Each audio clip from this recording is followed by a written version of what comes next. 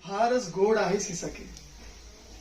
घराच्या अंगणात उभी राहून तू जेव्हा तुझे ओले केस झाडतेस ना, तेव्हा तेव्हा त्याच्याकडे बघितलं की असं वाटतं जमिनीवरती मोतीच सांडतायत.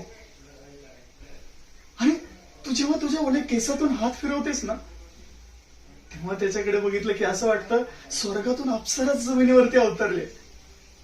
आणि तू जेव्हा असं नटखट माझ्याकडे बघतेस ना, तेव्हा तेव्हा असं वाटतं की माझ्या हृदयात कुणीतरी टाळ वाजवतंय ग.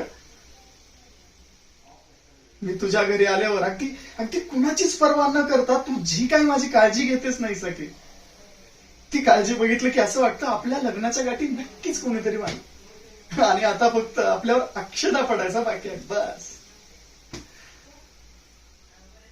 पण पण ईसा की मला भीती वाटते ग. तुझा भाऊ अण्णा, त्याने आपल्या लग्नाला नकार दिला तर, आणि तुझं लग्न दुसरीकडे कुठे लावलं तर.